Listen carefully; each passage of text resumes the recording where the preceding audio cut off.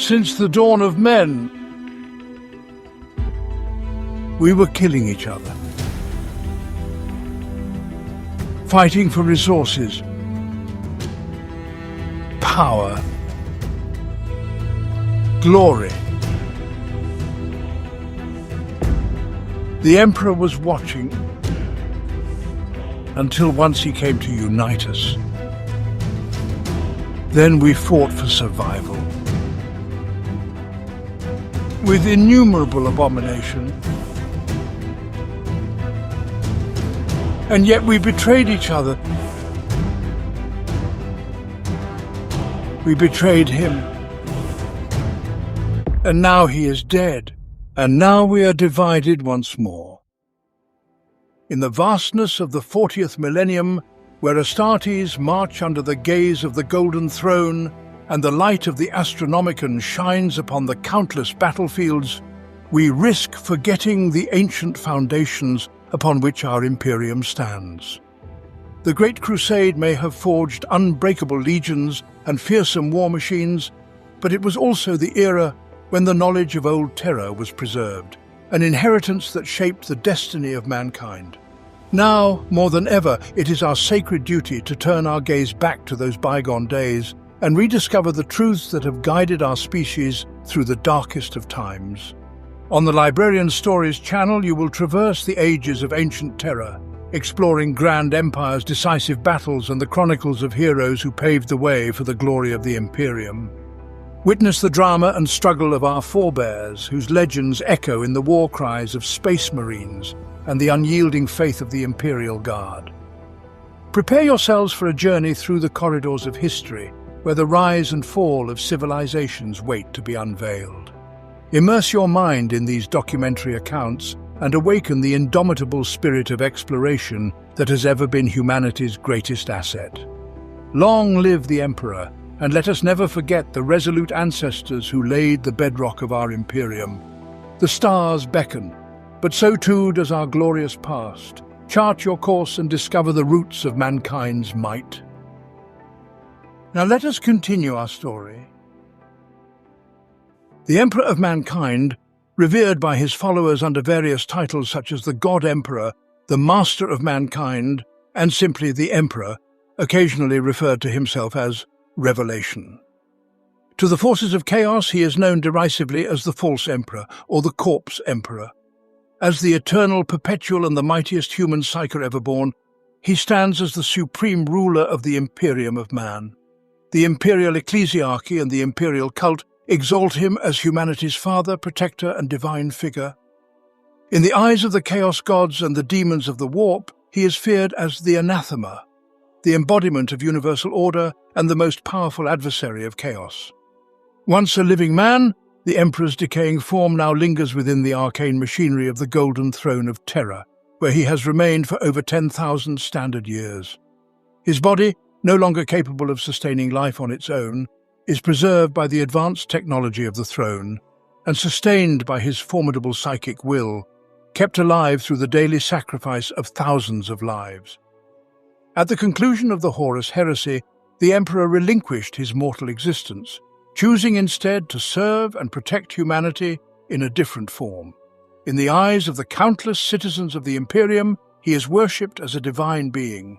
Through his Imperium, humanity remains a dominant force in the Milky Way galaxy, excelling in both numbers and territory, united under a single galaxy-spanning government that endures despite the myriad threats from aliens, the forces of chaos, and internal insurrections led by traitors, heretics, and mutants. Governance in the Emperor's name, executed by the High Lords of Terror and myriad imperial institutions since the end of the Horus Heresy, has become a long, oppressive, and often draconian rule. This has caused both technological and cultural stagnation, plunging the Imperium into an age of superstition, tyranny, and religious zealotry, conditions that would have horrified the Emperor in his former days. Despite his apparent unresponsiveness to the world around him, the Emperor remains indispensable to the Imperium's continued existence. Though he no longer directly influences the daily operations of the galaxy-spanning realm he once governed, his presence on the Golden Throne is vital. His immense psychic power in the Immaterium sustains the Astronomicon, the psychic lighthouse upon which all faster-than-light warp travel depends. This beacon is critical to the Imperium's transportation, commerce, and communication, and its upkeep is fueled by the constant sacrifice of psychers, 1,000 souls each day feeding the Emperor's psychic might. The Emperor is believed to continue guiding humanity, despite his deathless state, through the Emperor's Tarot, a divination tool employed by select psychers to discern future events and his will. He is also said to be locked in an unending battle within the warp, struggling against the Chaos Gods to prevent their further encroachment into the material universe. His eternal vigilance ensures that humanity remains one of the most powerful species in the galaxy, even as the Imperium faces its darkest hours. His mind must remain ever watchful, safeguarding the human race and extending his protection to the faithful. Ultimately, it is the unwavering belief in the Emperor's divinity that forms the greatest bulwark against chaos and the multitude of threats that menace the galaxy. As proclaimed by the Imperial Creed for over 10,000 standard years, the Emperor protects. The Emperor of Mankind represents the collective reincarnation of the ancient shamans from Neolithic humanity, the first human psychers. Born on old Earth in the mists of prehistory before the Age of Terror, he came into being in what is now central Anatolia during the 8th millennium BC, long before the full manifestation of the four great powers of chaos. As humanity evolved, the Immaterium grew increasingly turbulent, disturbed by the darker aspects of the human collective psyche. In ages past, the shamans, gifted with the ability to reincarnate into new bodies, found themselves unable to do so as their souls were increasingly consumed by warp entities and demons upon death. With the extinction of the shamans, humanity teetered on the brink of succumbing to the same corruption that had claimed the Eldari. Without psychic leaders to guide them, the species was vulnerable to the predations of chaos. To stave off this inevitable fate, the remaining shamans convened in a grand conclave to determine a solution. In their desperation, they resolved to pool their collective psychic energies into a single soul, to be housed within one human body.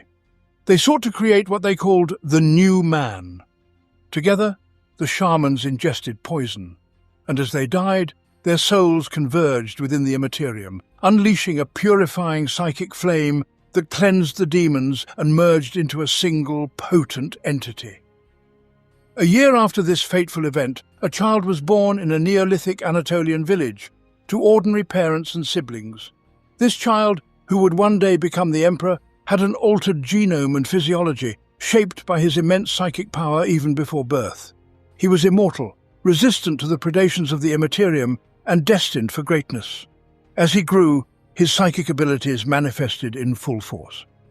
For 38,000 Terran years, the Emperor roamed the Earth, bearing witness to human history and engaging with various peoples and civilizations. Initially, he was content to observe humanity's struggles and achievements, but in time, he chose to intervene. Using his unparalleled wisdom, he began improving the governance, agriculture, technology, and social structures of those he encountered. At first, he walked among men as an ordinary mortal, concealing his true identity. As the ages passed, he assumed numerous roles: leader, advisor, crusader, religious figure, or even messiah. At other times, he worked from the shadows, guiding kings, serving as a court mystic, or advancing scientific knowledge. His contributions range from humble interventions to monumental impacts on the course of history and religion.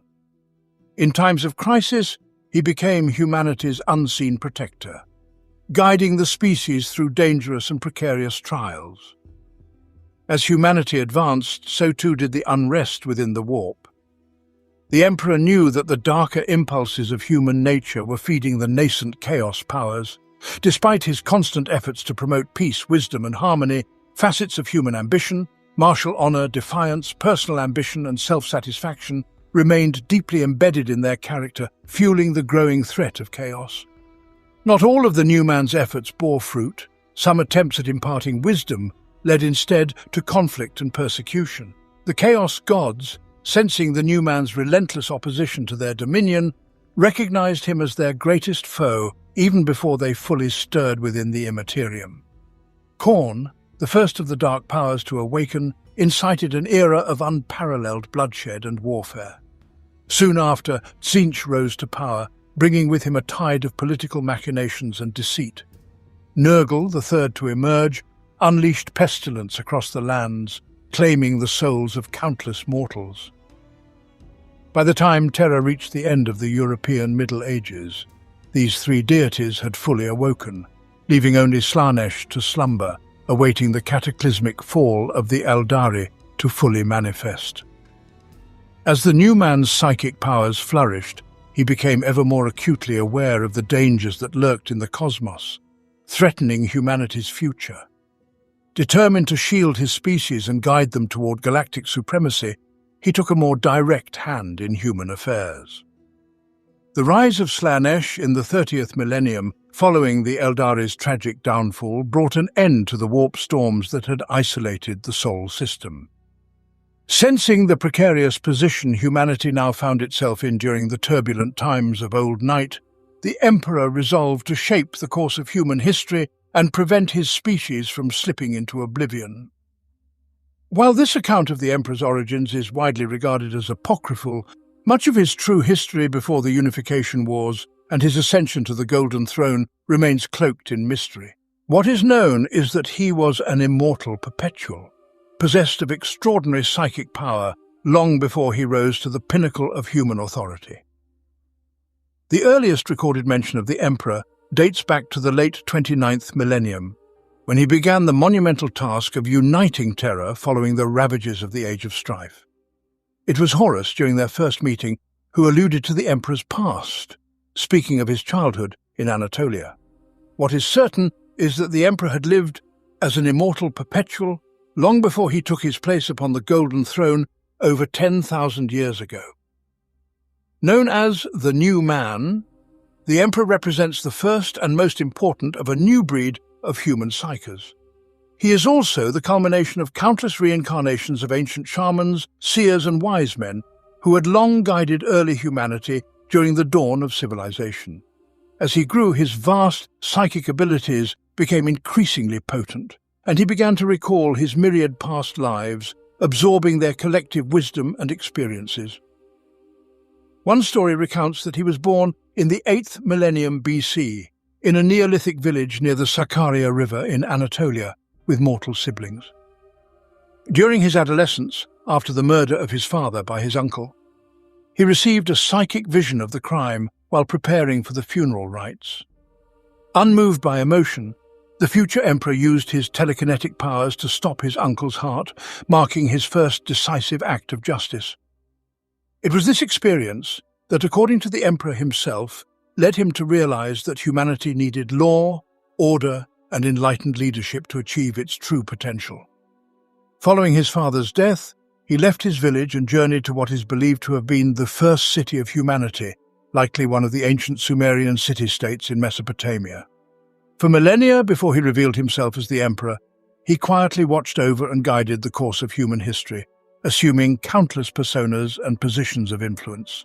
Always aware that the darker impulses of human nature were feeding the burgeoning chaos gods, he strove tirelessly to promote peace and order, hoping to counteract their corrupting influence and safeguard the future of his species. Though the true origins of the Emperor remain shrouded in mystery, he stands as the most powerful psyker humanity has ever known. Long before his ascension to power, he lived as an anonymous perpetual, a unique strain of human mutation that granted him effective immortality through rapid cellular regeneration. Whether this gift was naturally occurring or the result of some ancient artifice remains unknown. The Emperor's presence can be traced back to humanity's earlier star-faring civilization during the Age of Technology, where he associated with other perpetuals, including a woman named Olivia Sureka. The Emperor, alongside Sureka and a small group of perpetuals, once ventured to the night world of Molech aboard a void craft, where they discovered a warp gate leading into the realm of chaos. With fearless resolve, he entered this gateway into the Immaterium Primarchs and forged a mysterious pact with the Chaos Gods. From this bargain, he emerged with newfound powers and the knowledge required to create the Primarchs, superhuman beings born of both arcane genetic manipulation and the warp's energies. The Emperor left Sureka behind to guard the Molech warp gate, instructing her to safeguard it until the Imperium was strong enough to take over its protection. Despite having engaged with him in this bargain, the Chaos Gods soon came to recognize the Emperor as their greatest nemesis, and he became known to them as the Anathema. Only during the end of the Age of Strife did the Emperor finally reveal himself to the world, stepping from the shadows to assume control over humanity's destiny. During the late 29th millennium, he led the Unification Wars, a brutal campaign to subdue the warring factions of Terra. Though he deeply mourned the loss of innocent lives during these conquests, he accepted them as a tragic necessity in his grand vision of unifying mankind and shielding it from the threats of the warp. In the aftermath of Terra's unification, the Emperor forged a crucial alliance with the Mechanicum of Mars through the Treaty of Mars. This alliance led to the formal establishment of the Imperium of Man. With Mars's technological prowess and Terra's strength, the Emperor began creating the first space marines and assembled vast fleets of interstellar vessels, launching the Great Crusade. His goal was to reunite all of humanity's scattered colonies and to purge the galaxy of any intelligent alien species, solidifying humanity's dominion over the stars as its manifest destiny. The knowledge he had gleaned from his dealings with the Chaos Gods came to bear during the Unification Wars, when the Emperor used his own DNA to create the 20 Primarchs. These genetically engineered sons were intended to serve as his generals and leaders. Yet the Chaos Gods, seeking to undermine his plans, cast the Primarchs into the far reaches of the galaxy before they could be born. Despite this setback, the Emperor successfully located all but 2 of the Primarchs during the Great Crusade, reuniting them with their respective Space Marine legions. Despite his profound wisdom and power, the Emperor faced challenges even from within. Although he forbade his subjects from worshipping him as a deity, some humans persisted in seeing him as a god. The Emperor vehemently rejected this notion, proclaiming, "I am not a god. Rather than enslaving humanity, I seek to free it from ignorance and superstition." Yet Lorgar, Primarch of the Word-Bearers, fell to the insidious whispers of chaos, leading his legion into corruption and spreading heresy through his first chaplain, Erebus.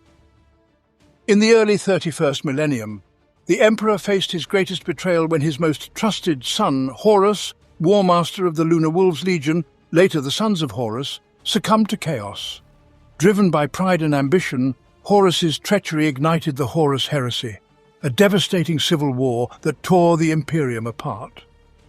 Though the Emperor ultimately vanquished Horus in their final, fateful confrontation, he sustained mortal wounds that left him confined to the Golden Throne, a life support mechanism that keeps his shattered body in stasis.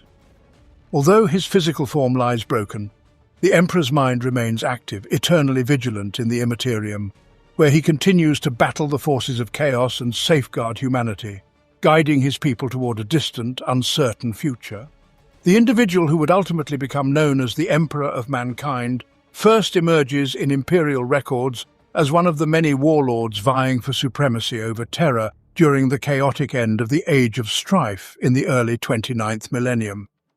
With the aid of his close confidant and advisor, Malcador, the Emperor initiated a series of decisive military campaigns that would later be immortalized as the Unification Wars. These brutal conflicts saw the Emperor facing off against various techno-barbarian warlords that held sway over Terra. Among the forces under his command were advanced military units such as Geno 5, to Chiliad, which would later integrate into the Imperial Army. However, it was the Thunder Warriors, the Emperor's proto-Astartes, that truly stood out as the most formidable of his creations. The Thunder Warriors, genetically enhanced to far surpass even the later Space Marines in raw physical prowess, were engineered for one purpose: to conquer. Bred from adult soldiers and rapidly augmented through genetic, bionic and chemical enhancements, they were unstoppable on the battlefield. Yet their power came at a steep cost. These early creations were plagued by severe physiological instability, prone to metabolic collapse and mental degradation. As a result, they suffered from shortened lifespans, mental instability, and a high mortality rate. Despite these flaws, the Thunder Warriors were instrumental in the Emperor's conquest of Terra, crushing all opposition and paving the way for his vision of a unified human empire. Their victory in battles such as the climactic conflict at Mount Ararat in the Kingdom of Urartu, often cited as the final engagement of the Unification Wars, sealed the Emperor's control over the planet. But as Terra came under his rule, the Emperor realized that his grand design for humanity's future would require a new, more refined breed of warriors, one that did not suffer the same crippling defects as the Thunder Warriors. The Emperor knew that the genetic imperfections of the Thunder Warriors, combined with their propensity for mental instability, made them a dangerous liability in the peaceful era that was to follow his conquest. To safeguard his burgeoning empire and make way for the Primarchs and Space Marines, the Emperor made a grim and ruthless decision. The Thunder Warriors had to be eradicated. The Emperor's concerns were not unfounded. Reports suggest that many Thunder Warriors, fully aware of their engineered flaws and short lifespans, became increasingly bitter and rebellious toward their creator, believing they had been condemned to die by design. Even before the Unification Wars were over, there were murmurs of insurrection among their ranks. To prevent a full-scale rebellion, the Emperor dispatched a force composed of several hundred custodian guard, led by the legendary Constantine Valdor, and supported by thousands of newly created Space Marines from the First Legion. Their mission? To eliminate the Thunder Warriors and ensure the stability of the Imperium's future. Though many Thunder Warriors were slain during this purging, some managed to escape the Emperor's reach, fleeing into obscurity. Those who survived lived in hiding, adopting false identities to evade capture. Legends speak of renegade Thunder Warriors, such as the Dight Tar, who survived into the era of the Great Crusade, clinging to their lives in fear of discovery and retribution. Ultimately, the Thunder Warriors became an unfortunate but necessary casualty of the Emperor's grand vision. Their sacrifice made way for the creation of the Primarchs and the Legiones Astartes, whose role in the Emperor's Great Crusade would shape the future of humanity's dominance in the galaxy. Fortunately for the few Thunder Warriors who managed to survive, the Imperium, believing them all to have perished, did not actively pursue them, instead diverting its attention to the rapid advancement of the Great Crusade. Official Imperial propaganda proclaimed that the Thunder Warriors had all heroically fallen during the climactic battle of Mount Ararat, with their most revered champion, Arik Taranis, surviving just long enough to raise the Emperor's banner in a final act of triumph.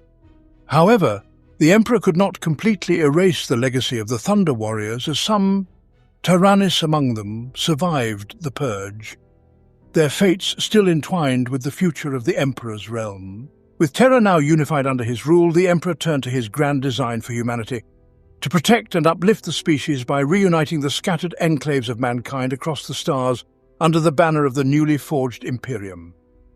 This immense undertaking would come to be known as the Great Crusade. Following his conquest of Terra, the Emperor launched extensive preparations for this interstellar campaign. One of his first actions was to create the Astro-Telepath Corps, known as the Astropaths, to establish communication across the vast distances of his envisioned galactic empire. Through psychic telepathy, these Astropaths would relay messages between worlds. Simultaneously, the Emperor set about constructing the Astronomicon, a powerful psychic beacon powered by his own will, that would illuminate the warp and make faster-than-light travel far safer and more reliable over vast distances. At the heart of his plan was the development of new legions of genetically engineered superhuman warriors, an evolution far beyond the gene troopers of the Imperial Army that had fought in the Unification Wars. These new warriors would surpass their predecessors in every way. The Emperor's first grand initiative in this effort was the creation of the Primarchs, 20 genetically engineered beings whose genomes were based on his own genetic code. These superhuman infants were designed to grow into unmatched generals and leaders for the Emperor's armies, with mental and physical prowess so far beyond ordinary humans that they would be virtually unstoppable. To further enhance the Primarch's abilities, the Emperor harnessed the warp powers he had mastered at Molech imbuing them with near-divine charisma and strength. However, this also made them susceptible to the corrupting influence of the warp entities. This grand vision was soon sabotaged by the Chaos Gods, who saw the Emperor's efforts as a direct threat to their dominion. Fearing that his unification of humanity would diminish their power, they intervened. It was the ruinous powers themselves who disrupted the Primarch project, hurling the still gestating Primarchs into the Immaterium despite the psychic wards meant to protect them. The exact details of this sabotage remain shrouded in mystery, but the Primarchs were believed to be lost to the warp. Undeterred, the Emperor devised a new plan. From the genetic material of the Primarchs, he created a new breed of warriors who would carry some of their extraordinary traits. These warriors, destined to become the Legiones Astartes, would form the Space Marine legions of the first founding, successors to the gene-enhanced soldiers who had fought for him during the Unification Wars and the foundation upon which his Great Crusade would be built. Under the Emperor's supreme leadership, the 20 Space Marine legions, initially composed of Terran-born youths, embarked on their earliest campaigns, gaining invaluable experience in both warfare and diplomacy. Their first great task was the reconquest of the Sol system. The Space Marines drove out alien slavers who had taken control of the moons of Saturn and Jupiter, and their military prowess was pivotal in securing peace and forging a union between Imperial Terra and the Mechanicum of Mars. This alliance, solidified in the 30th millennium through the signing of the Treaty of Mars, was a cornerstone for the Emperor's larger vision. It granted him access to the immense technological prowess and material resources of the Mechanicum, which proved indispensable for expanding his Great Crusade across the stars. More than a mere military pact, this accord marked the formal establishment of the Imperium of Man and laid the foundation for its vast administrative machinery. The Mechanicum, with its legions of tech priests, was integrated into the Adeptus Terra, the future ruling body of the Imperium, forming the basis of the priesthood that would govern Terra for millennia to come. As the warp storms that had cut off much of the galaxy began to dissipate, storms caused by the birth of the chaos god Slanesh and exacerbated by the fall of the Eldari, the Emperor seized the moment to begin his Great Crusade in earnest. The first campaign of this monumental endeavor was the pacification of Luna, where the Emperor's forces crushed the last bastions of resistance in the Sol system. With this victory, his armies, organized into an ever-growing number of expeditionary fleets, set out to the stars. These forces reclaimed lost human colonies, freed planets from alien subjugation, and brought newly discovered territories under the banner of the Imperium. The Emperor's relentless crusade extended humanity's dominion across the galaxy, and one of its most crucial objectives was the recovery of his lost Primarchs. Scattered across the stars by the malevolent intervention of the Chaos Gods, these Primarchs, his genetically engineered sons, were found one by one as the fleets pushed deeper into uncharted space. Over the course of several solar decades, the Emperor was reunited with his sons, and each Primarch took command of the Space Marine Legion that had been created from their unique gene seed. These Primarchs, paragons of strength and leadership, became instrumental in cementing their father's Imperium.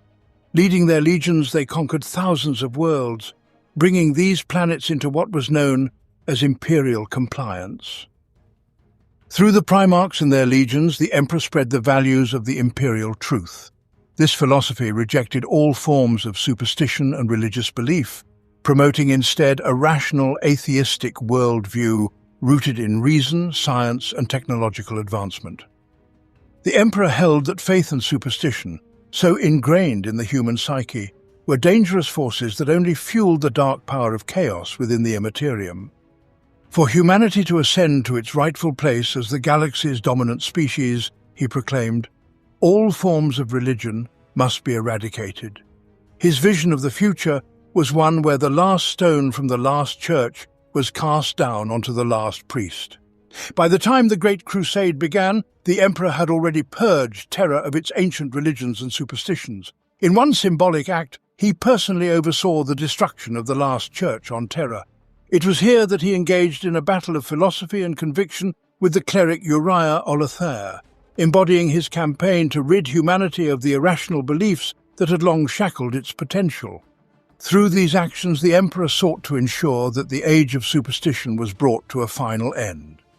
According to the imperial truth, humanity was destined to ascend as the dominant power in the galaxy, its physical form considered the most pure and resilient. Other intelligent alien species, such as the Eldari, had already failed in their attempts to sustain galactic civilizations, leaving the stage for humanity to claim its rightful place among the stars. Nearly every intelligent Xenos race encountered by humanity had proven either openly hostile or a direct threat to human supremacy, leading the Imperium to adopt a policy of extermination against any alien species that posed an obstacle or danger. The Emperor believed it was essential to spread the imperial truth to all human worlds, ideally through peaceful means, but by force if required. For him, true unity was the only way to ensure humanity's survival in a universe filled with threats. Though he regretted the inevitable loss of innocent lives and the restriction of individual freedoms caused by the Great Crusade, the Emperor saw no other path to safeguard humanity from extinction and to weaken the corruptive influence of the ruinous powers. At the core of the imperial truth was the emphasis on reason, science, and progress, but it also strictly forbade the creation of machines capable of true thought, artificial general intelligence. The Emperor had not forgotten the devastating conflict with the Men of Iron, sentient machines whose rebellion had contributed to the collapse of humanity's previous interstellar civilization at the end of the Dark Age of technology. Determined to prevent history from repeating itself, the Emperor decreed that such technology was too dangerous to be allowed to exist. Consequently, when the Great Crusade's expeditionary fleets encountered advanced human civilizations that had developed artificial intelligences, these worlds were purged without hesitation, as they represented a grave threat to the Imperium's stability and future. As the Great Crusade continued to expand, the Emperor grew increasingly concerned with the rising use of psychic sorcery among the Imperium's agents and warriors. Though the Emperor himself was the most powerful human psyker ever known, he had deep reservations about the growing prevalence of psyker genes among the human population. He feared that the majority of humanity was neither physically nor spiritually prepared to wield the immense powers of the warp without succumbing to its corrupting influence. During the Imperial conquest, it became all too common for the Imperial Army and Space Marine legions to land on worlds only to discover that the inhabitants were enthralled by shadowy powers and unnatural mystics known as sorcerers. These sorcerers, often chaos cultists, wielded psychic abilities granted to them by the demons of the warp and opposed the Emperor's forces with their unnatural powers. Such sorcery closely resembled the abilities practiced by the Thousand Suns Legion, whose Primarch, Magnus the Red, had long delved into the mysteries of the warp. However, the Thousand Suns' use of sorcery drew sharp criticism from their brother Primarchs, particularly Mortarion of the Death Guard and Leman Russ of the Space Wolves. Mortarion, who had grown up battling warp-spawned horrors on his homeworld of Barbarous, saw firsthand the dangers posed by such entities.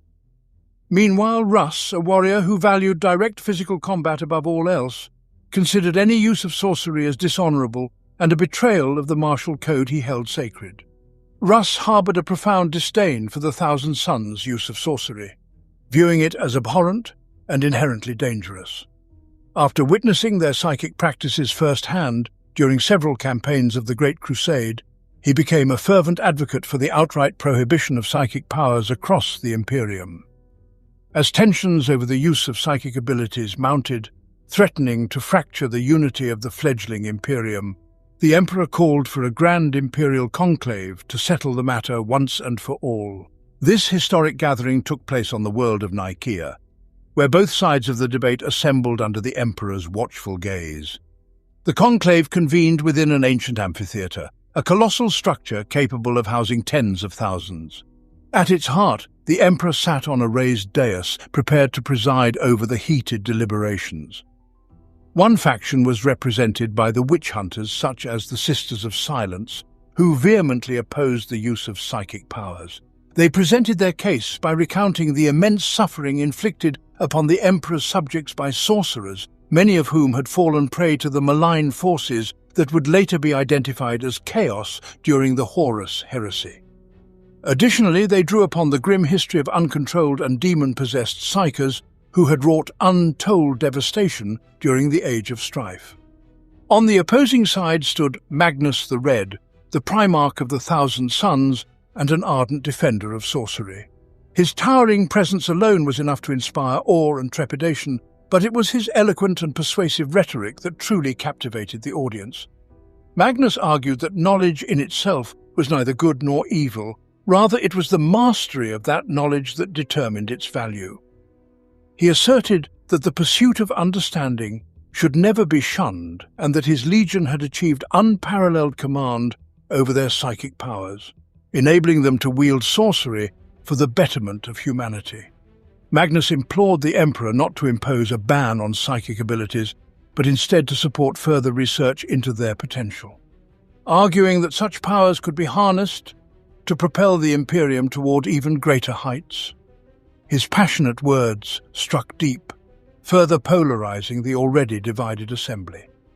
Despite the compelling arguments presented by the witch hunters, their warnings of the dangers inherent in sorcery seemed to falter in the face of Magnus's charismatic defense. The tension in the amphitheater mounted as the gathered Space Marine librarians made their way to the dais. With a solemn nod from the Emperor, the assembly fell silent, giving the librarians their moment to speak. These esteemed psykers, drawn from various legions, formed a semicircle around the dais, symbolizing their collective stance. It was a young librarian epistolary who ultimately spoke for the group. He compared a psyker's abilities to the talents of an athlete, a gift that must be carefully honed and guided. Psykers, he argued, were not inherently dangerous. Like any tool, their powers could be wielded for good or ill, depending on their training and intent. However, the epistolary made a critical distinction between psychic abilities and sorcery. Sorcery, he explained, was the pursuit of knowledge through communion with the malevolent entities of the warp, an endeavor fraught with peril and uncertainty. No matter how disciplined the practitioner, the dangers posed by sorcery were too great to be controlled. The librarians called for the Imperium to establish a stringent program to train and oversee all psykers, ensuring their abilities were harnessed only for the benefit of mankind.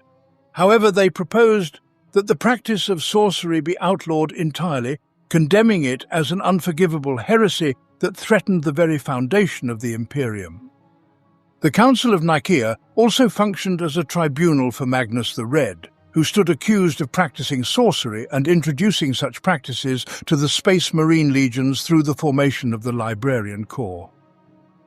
As damning evidence of Magnus's continued engagement with forbidden arts surfaced, the Emperor's wrath was palpable, barely restrained as he passed judgment upon the Primarch of the Thousand Suns. Years earlier, the Emperor had specifically commanded Magnus to refrain from occult practices, having entrusted him with knowledge of the perilous nature of the warp. Magnus, aware of the true horrors lurking within the Immaterium, had nonetheless defied the Emperor's decree, continuing to experiment with psychic forces deemed too dangerous. The clash between father and son, recorded in the Grimoire Hereticus, marked a pivotal moment in their relationship. The Emperor's verdict at Nicaea, driven by profound disappointment and fury toward Magnus's disobedience. He decisively rejected the librarians' proposed compromise and issued an edict that would reshape the role of psykers within the legions. With the exception of navigators and astropaths, whose psychic abilities were essential for the Imperium's operations and were under strict regulation, no psyker was to serve within the ranks of the Space Marines. The Primarchs were commanded to immediately dismantle their legion's librarious departments, halting any further use of psychic abilities among their Astartes. Those who had already served as librarians were stripped of their psychic duties and returned to their roles as ordinary warriors. Furthermore, the Emperor introduced a new office within the legions, the Space Marine Chaplain, These chaplains were charged with maintaining the purity of the imperial truth and ensuring the unwavering loyalty of the Astartes to the emperor's commands. Magnus, though deeply opposed to these restrictions and privately seething with resentment, outwardly complied with his father's decree. Yet, this moment of apparent submission would not prevent the insidious influence of the ruinous powers from leading Magnus and his 1,000 sons down a darker path in the future. The Edicts of Nicaea became the foundational policy governing the use of psychic abilities for the next 10,000 standard years. Librarians were barred from serving in the Space Marine Legions, and the Astra Militarum would adopt similar prohibitions. Only the chaos of the Horus heresy, which revealed the indispensable role of sanctioned psychers in combating the forces of the warp, led to the eventual reversal of these stringent measures. Around 2 centuries into the Great Crusade, the Emperor deemed it necessary to return to Terra to oversee a clandestine project that would ultimately serve his grand design for humanity. This monumental endeavour, known only to a select few, was the Webway Project. The Emperor's goal was to harness an ancient relic from the dark age of technology, the Golden Throne, which had been unearthed beneath the unforgiving deserts of the Asian continent. The Emperor's plan was to tap into the Aeldari Webway and reshape it into a vast network of human-controlled pathways, enabling instantaneous travel between all the worlds of the Imperium. This human-claimed portion of the Webway would mirror the Warpgate network that once connected the interstellar domains of the Old Ones and the Eldari. Through this achievement, the Emperor aimed to drive humanity's scientific and economic growth to unprecedented heights, securing their dominance among the stars for millennia to come. The Webway presented a far more efficient means of interstellar travel, crucially avoiding the perils of chaos that lurked within the warp, a constant menace to faster-than-light travel, threatening both life and soul with corruption. The ultimate goal of the Webway project was to sever humanity's dependence on the warp altogether, thereby curbing Chaos's ability to manipulate and corrupt the psychic energies that sustained the Chaos gods. This would be achieved through protective wards embedded within the corridors of the Webway itself. The Emperor's grand vision aimed to guide humanity into the Webway, where it could evolve into a fully psychic race, surpassing even the Aldari Empire at its peak. This transformation would herald a golden age of human civilization, securing the Imperium's supremacy across the galaxy. A Webway controlled by humanity would unite the Imperium, overcoming the divisions caused by vast distances and the unpredictability of time. However, this monumental project required the Emperor's undivided focus and had to be executed in secrecy to prevent other powers, especially the Aeldari, from discovering and sabotaging his plans. The key to this endeavour was the Golden Throne, an ancient relic from the dark age of technology, forged from an unknown, psychically reactive golden alloy. This massive mechanized throne was positioned above 2 towering golden doors, which served as the gateway to the Webway. These doors were so large that a Warhound-class scout Titan could stride through them without lowering its head. The Golden Throne was situated deep beneath the Imperial Palace, in a subterranean region known as the Imperial Dungeon, where the Emperor's gene laboratory complex had once stood. Here, hundreds of tech priests of the Mechanicum and countless servitors toiled ceaselessly as the Emperor sat upon the throne, using his vast psychic abilities to maintain the Webway portal. Meanwhile, his workers laboured to construct new sections of the Webway, aiming to link Terra to this vast, abandoned network that transcended dimensions. Since the Webway was composed of materials that naturally resisted warp intrusion, a technology long lost to humanity, the Emperor himself had to shield these newly constructed pathways from the predatory forces of the warp. This necessity forced him to withdraw from the Great Crusade and return to Terra, where he could personally oversee the project.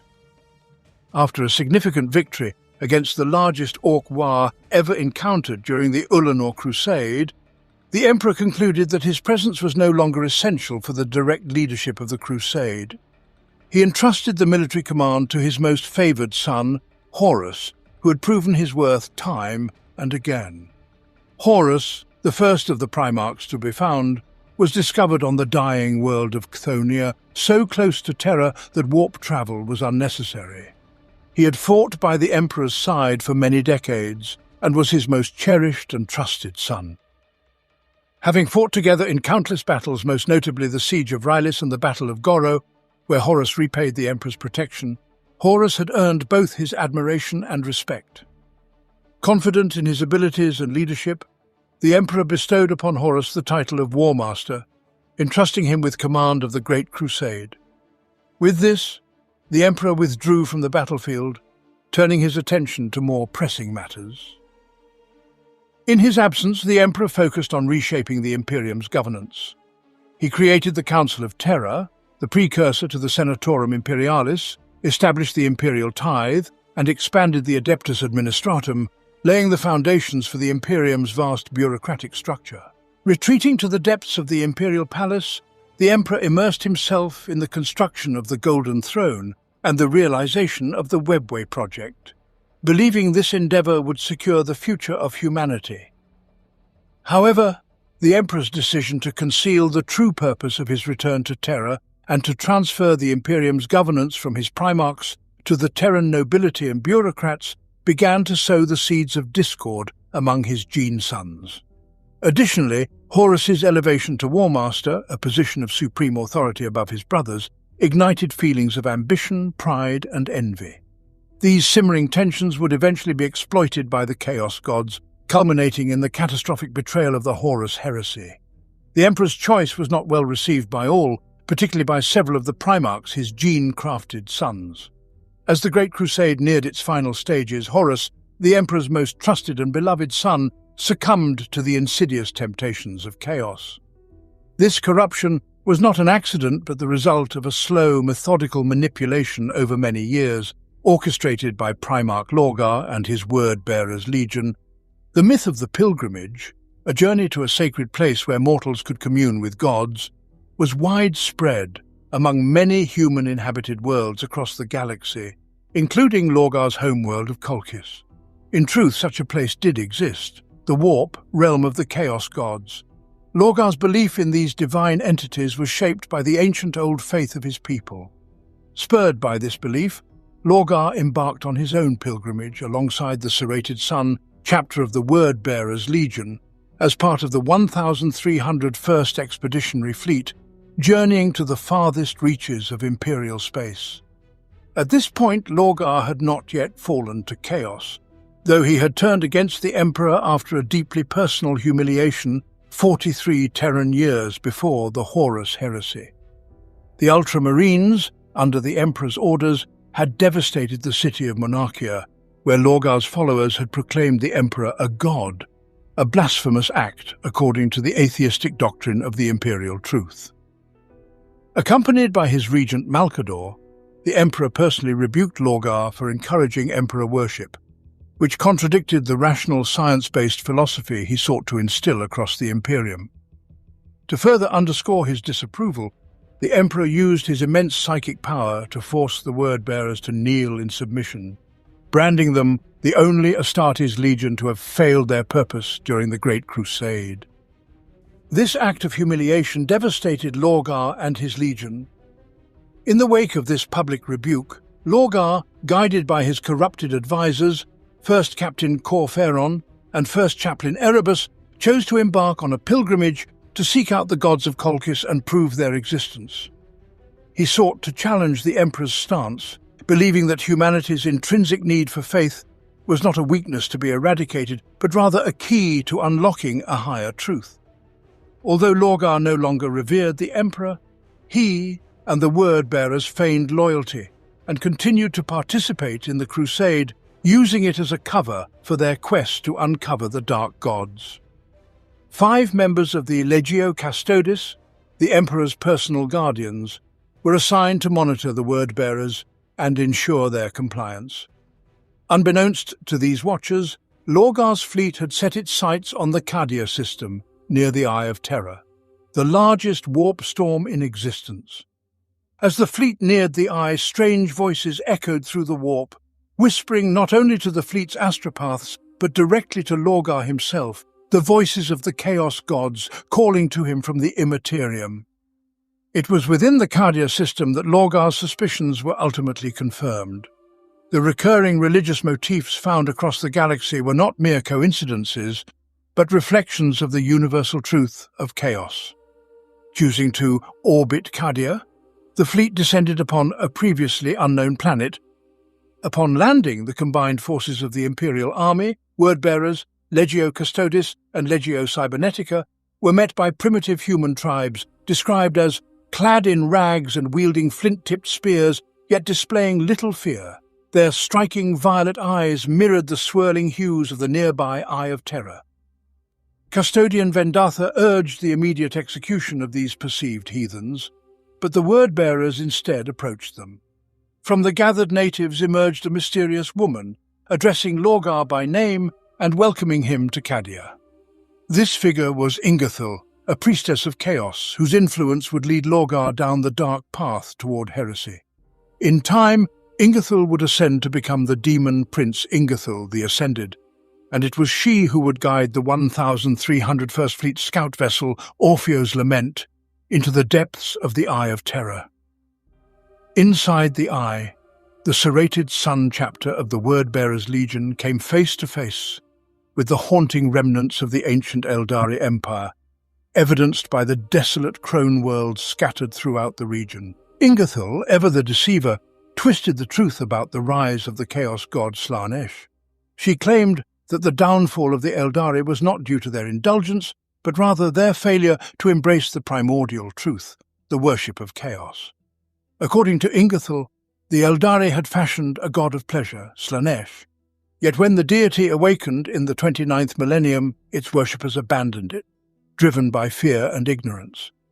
The resulting sorrow and rage of Slanesh tore the fabric of reality, birthing the raging storm of the Eye of Terror, an echo of the Eldari's rejection of their god. Within the ruins of the fallen Eldari, the word-bearers came to understand the nature of the primordial truth. Ingathil warned that humanity must not repeat the errors of the Eldari. Instead, she urged them to embrace the worship of chaos as the only path to ensure their survival and dominance. The surviving warriors of the serrated sun. Chapter returned to Cardia, relaying all they had witnessed within the Eye to Lorgar. They revealed the truths they had unearthed about this realm, where gods and mortals intertwined. Lorgar, after making his own pilgrimage to the Eye of Terror and being accepted by the Chaos gods as their chosen mortal champion, sealed his commitment to the primordial truth. To conceal the sacred knowledge bestowed upon him by the ruinous powers, he ordered a cyclonic bombardment of Cardia, erasing the original inhabitants and burying the truth of chaos. Despite Lorgar's efforts, the planet's strategic significance ensured its eventual resettlement by Imperial colonists in the 32nd millennium. These new settlers, who became the ancestors of the Cardians, displayed the same distinct violet eyes as the original tribes, an eerie legacy of Cardia's proximity to the Eye of Terror. The revelation of chaos fundamentally altered Lorgar and his legion. Profoundly reshaped by their communion with the ruinous powers, the word-bearers became the first of the Legiones Astartes to pledge their faith to the Chaos gods, turning against the Emperor from within. Lorgar and the word-bearers, disillusioned by the Emperor's rejection of their religious devotion, spent the remainder of the Great Crusade spreading the true spiritual nature of the universe, though through manipulation and deception. Their ultimate goal was to convert humanity to the worship of chaos, a mission that began with the corruption of 9 of the Primarchs, including Horus, who would become the war master and leader of the traitor legions. Lorgar understood that for humanity to embrace chaos, they first had to be torn away from the Emperor's false imperial truth. With this in mind, he became a key architect in the events that would spark the Horus heresy. Lorgar's trusted agent, the first chaplain of the word-bearers, Erebus, was instrumental in this grand design. Erebus acquired a chaos-corrupted blade known as the Kinnebrak Anatheme from the Interrex, an advanced offshoot of humanity during the brief contact between them and Horus's lunar wolves. When Horus and his legion arrived on the moon of Davin to quell a rebellion, led by the former planetary governor Yugen Temba, Erebus ensured that Temba, now a servant of Nergal, would possess the anathema. Temba, having transformed Davin into a decaying swamp filled with undead horrors and plague zombies, wielded the anathema against Horus, dealing a grievous wound that even the War Master's enhanced biology could not overcome. In the final battle aboard Temba's crippled warship, Horus managed to kill the Nerglite traitor, but not before succumbing to the anathema's poison. With their beloved commander on the brink of death, the Lunar Wolves in desperation turned to Erebus. The first chaplain convinced them to bring Horus to the Temple of the Serpent Lodge, a chaos cult on Davin, whose priests promised to heal the War Master. However, what was presented as a healing ritual was in fact a trap. Horus's spirit was transported into the Immaterium, where Erebus, serving as his guide, led him to an encounter with the ruinous powers. Exploiting Horus's hidden ambitions and growing resentment toward the Emperor, the Chaos Gods revealed a vision designed to seduce him. In this vision, Horus witnessed what he believed to be the Emperor's betrayal, abandoning the Great Crusade, returning to Terra to seek godhood, and forsaking his sons to establish a new order built on lies and subjugation. This false vision showed Horus a future where the Emperor would enslave humanity under the very dogma he had vowed to destroy, turning his back on the imperial truth.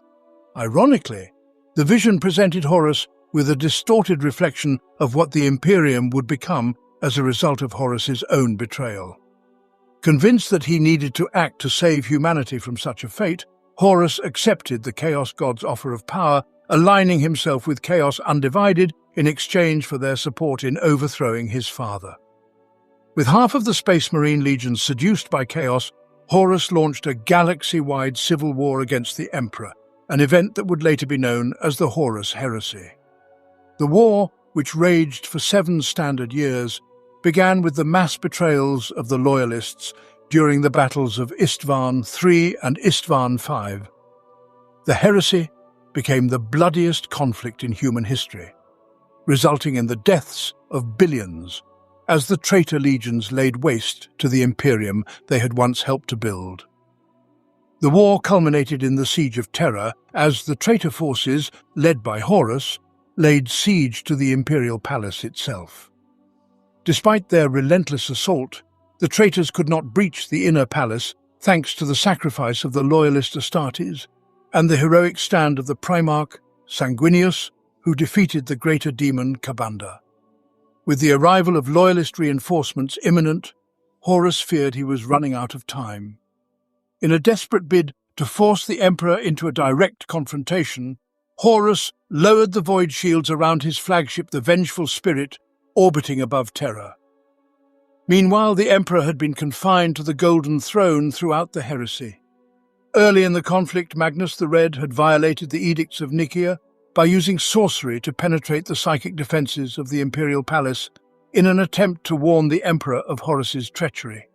This breach set off a chain of events that would have profound consequences for both the Emperor and the Imperium. The Emperor, however, dismissed Magnus's warning, suspecting instead that his son had fallen to chaos due to his persistent use of forbidden sorcery, in direct defiance of Imperial law. In response, the Emperor dispatched Leman Russ and his Space Wolves Legion to bring Magnus back to Terra. Yet Horus, already corrupted by chaos, intercepted these orders and manipulated them, convincing Russ to wage a full-scale assault on the Thousand Suns' homeworld, Prospero. This event, known as the Fall of Prospero, resulted in the near destruction of the Thousand Suns and Magnus's eventual turn to the chaos god Tzeentch, as he and his legions sought to protect their arcane knowledge and survival. Meanwhile, Magnus's use of sorcery had devastating consequences for the Emperor's secret Webway project. His psychic tampering weakened the project's delicate barriers, allowing demons to breach the protective psychic shield and launch a vicious assault on the Mechanicum workers engaged in its construction. The Legio Custodes and the Sisters of Silence fought tirelessly to repel the demonic onslaught, battling to prevent the creatures of the Warp from invading the Imperial Palace through the portal opened by the Golden Throne. Though the demons were eventually repelled, it became clear that only the Emperor's immense psychic power could hold the breach at bay and keep the infernal hordes contained.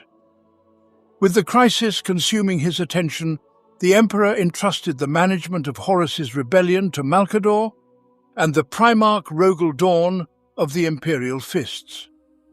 During this time, the Emperor communicated telepathically with the astropath Kai Zulene, who had foreseen the outcome of the Horus heresy and the grim fate that awaited the Emperor at the hands of his favoured son. In a rare moment of candour, the Emperor admitted to Zulene that he was aware of his destiny and had resigned himself to it as the price of his failed ambitions for humanity. Amidst the unfolding war, Corvus Corax, Primarch of the Raven Guard, sought an audience with the Emperor following the near annihilation of his legion during the drop-site massacre on Istvan V. Though burdened by the immense psychic effort of maintaining Terra's defences, the Emperor imparted to Corax the long-held secrets of Astartes' creation, enabling him to rebuild the shattered Raven Guard. However, Corax's efforts were sabotaged by the machinations of the Alpha Legion, and the Raven Guard remained one of the shattered legions throughout the heresy, contributing little to the conflict's resolution. For 5 standard years, the Emperor's focus remained on defending Terra from the demonic threat posed by Magnus's breach of the webway. The constant strain began to take a toll on his physical form, with signs of deterioration becoming apparent, occasional nosebleeds even visible in telepathic visions shared with custodian tribune Ra Endymion. As the Emperor sensed the growing presence of the powerful demon Drakenyen within the warp, he realized that the war within the webway was reaching a critical juncture, and that the fate of humanity itself was at stake. In preparation for the final confrontation, he commanded the Sisters of Silence to gather 1,000 psykers from across the galaxy, intending to sacrifice them to the Golden Throne to bolster its power and ensure the continued protection of Terra. The Emperor's sacrifice allowed the Golden Throne to function independently for 1 solar day, during which he ventured into the webway to rescue his beleaguered forces. After vanquishing the demonic legions, he confronted the malevolent demon Drakenyen, ultimately imprisoning the creature within his loyal custodian, Ra Endymion. The Emperor commanded Endymion to flee deep into the webway, ensuring the demon's malevolent influence would be kept far from humanity. Upon his return, the Emperor resealed the webway portal on Terra, once again binding himself to the Golden Throne's mechanisms. With sorrow, he lamented the failure of the webway project, declaring that without its success, humanity would face a fate similar to that of the Eldari, an inevitable extinction at the hands of chaos. Though he foresaw Horus's defeat, the Emperor also foresaw another rising in his place, continuing the mission to destroy the Imperium. To the shock of his custodian Diocletian Koros, the Emperor admitted that the Imperium was doomed, whether it fell in 1 year or 10,000, and for the first time revealed his uncertainty in preventing humanity's extinction. As the Horus heresy reached its apocalyptic climax, the Emperor remained confined to the Golden Throne, with only brief moments of reprieve when Malcador, the regent of Terra and second most powerful psyker, could temporarily assume his duties. When Horus lowered the void shields of his flagship, the Vengeful Spirit, during the siege of Terra, the Emperor recognized the challenge as an invitation to a final confrontation. He entrusted the defense of the Golden Throne to Malcador, who took his place to maintain Terra's psychic defenses and prevent a demonic invasion through the breached webway portal. The Emperor then prepared a strike force to meet Horus.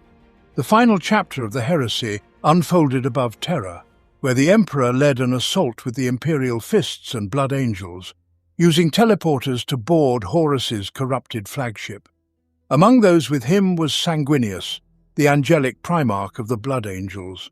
But the powers of chaos isolated Sanguinius from the others, forcing him into a one-on-one battle with Horus. The duel ended in tragedy, as Sanguinius was slain by his brother, though not before he inflicted a vital crack in Horus's Terminator armor. The Emperor eventually reached the flagship's bridge, confronting his fallen son. Horus, now empowered by all 4 Chaos gods, had become the champion of chaos undivided. Their battle was one of cosmic scale, the embodiment of order pitted against chaos itself. Horus inflicted grievous injuries on the emperor, tearing off his arm and shattering his internal organs. Bound by his love for Horus, the emperor hesitated, unable to unleash his full psychic might to destroy his son. At a pivotal moment, a custodian who had accompanied the emperor arrived on the bridge but was instantly flayed alive by Horus's sorcery. This ruthless act awakened the emperor to the depth of Horus's corruption. Realizing there was no redemption for his son, the emperor steeled himself. The sacrifice of the custodian gave him the opening he needed. Channeling his full psychic power, the emperor struck through the gap in Horus's armor, obliterating his son's soul to prevent the chaos gods from ever resurrecting him. In those final moments, as Horus's consciousness flickered, the emperor sensed a brief return to sanity in his son, who expressed profound horror at his actions under chaos's sway and gratitude for being freed from its grip. Then, Horus's psyche was extinguished, scattered into the warp, leaving nothing of the once proud war master. Severely wounded and weakened, the emperor was found by Rogel Dawn, Primarch of the Imperial Fists. Dawn carried the dying emperor back to the Imperial Palace, where Malkador, having assumed the emperor's duties, was reduced to dust, the strain of maintaining the Golden Throne having consumed him entirely. With his last strength, the emperor instructed Dawn on modifying the Golden Throne to function as a life support device, preserving his body in a state between life and death for millennia. Entombed within the throne, the emperor's mind remained active in the warp, where he continued to project the Astronomicon, a psychic beacon guiding the Imperium's warp travel and resisting the influence of chaos across the galaxy. This required the daily sacrifice of 1,000 psykers to sustain the emperor's power. As his biological body decayed at an agonizingly slow rate, the emperor lingered in stasis, bound to the Golden Throne for over 10,000 years.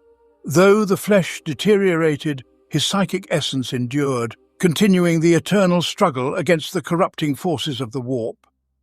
After the formation of the imperial cult as the state religion of the Imperium in the 32nd millennium, it was proclaimed that the emperor's entombment within the Golden Throne was essential for his ascension to his rightful place as the god of humanity. This act was seen as a sacrifice made to save mankind from the treachery of Horus. Since that moment of ascension, the emperor has remained ensconced within the Golden Throne, caught in a state between life and death. Originally intended as the core of his secret project to utilize the Eldari webway for humanity's benefit, the Golden Throne now serves as a complex life support and psychic amplifier, projecting the Emperor's consciousness into the warp and across the galaxy. The Golden Throne is located in the Sanctum Imperialis, the heart of the Imperial Palace under the vigilant protection of the Adeptus Custodes, specifically the elite companions of the Emperor. His decaying physical body is preserved by the ancient mechanisms of the throne, maintained by a legion of tech priests from the Adeptus Mechanicus. Meanwhile, his psychic essence spreads throughout the galaxy, acting as a bulwark against the malevolent forces of chaos. The Imperium's survival depends on this grim cycle, regardless of the horrific cost in lives. It is said that the Emperor endures an eternity of agony, locked in torment, his unyielding devotion to humanity being the only thing that keeps him from embracing the death he longs for. Were the Emperor to die, the Astronomicon would fail, rendering humanity incapable of safely navigating the warp with current technology. Though it is true that humanity traversed the stars before the Emperor took his place on the throne during the Dark Age of technology, the Imperium would be left vulnerable, its territories fragmented and descending into chaos and civil war. The Emperor's reliance on the life force of psykers for guidance and protection is the foundation of his divinity, as upheld by the imperial cult and billions of imperial citizens. Yet the Space Marine chapters stand apart from the masses, not openly worshipping the Emperor as a god. Instead, they revere his legacy as a leader, honoring his determination to free humanity from superstition and religious oppression, while recognizing him as the founder of the Imperium and the greatest human leader in history. As the Imperium teetered on the brink of annihilation during Abaddon, the Despoiler's 13th Black Crusade, and the catastrophic fall of Cadia, which tore the galaxy asunder with the creation of the Great Rift, an extraordinary event unfolded. Primarch Guilliman, long thought lost, was resurrected. Brought back from stasis within the Temple of Correction on Macragge, Guilliman's return was made possible through the combined efforts of Archmagos Dominus Belisarius Cawl and the Eldari god of the dead, Inead. Emerging during the Ultramar campaign, Guilliman soon set his course for Terra, embarking on the Terran Crusade.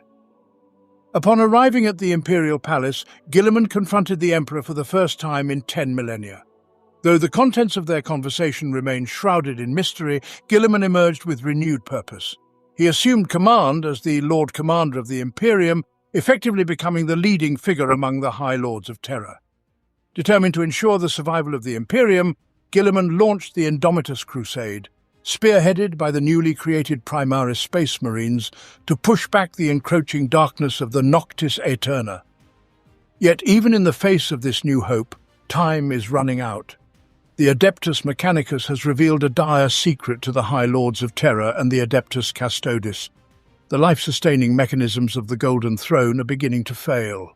The tech priests lack the knowledge to repair the ancient and sacred machinery. If a solution cannot be found, the Emperor's body will finally succumb to death, his mind and soul extinguished like a flickering flame within the maelstrom of the warp, leaving humanity abandoned in the vast darkness. In a cruel twist of fate, the Emperor, who had devoted his life to liberating humanity from superstition and faith, was already being worshipped as a god even before the Horus heresy.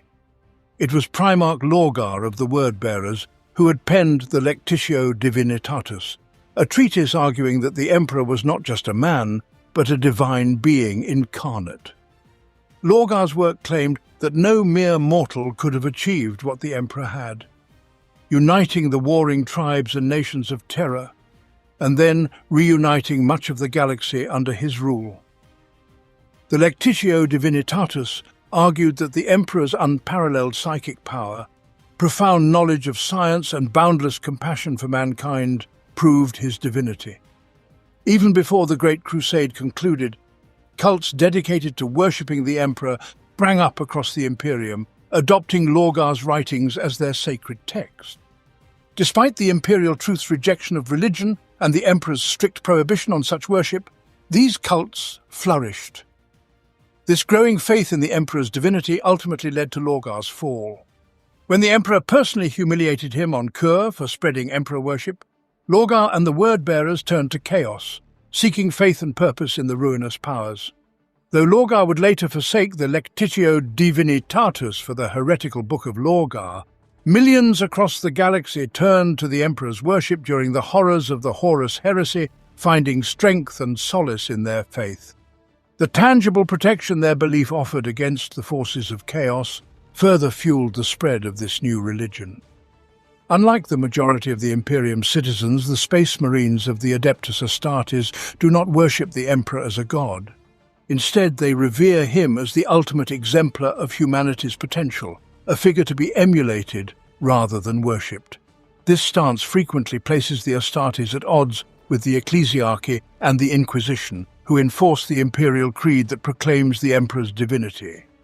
As the centuries passed, the worship of the Emperor grew, and by the 32nd millennium, the once small cults had coalesced into the imperial cult, a massive religious institution known formally as the Adeptus Ministorum, or the Ecclesiarchy. The High Lords of Terra officially recognized the Ecclesiarchy as the state religion of the Imperium, and the Emperor of Mankind had transcended his former role as a secular leader to become the God Emperor, the one true deity of humanity.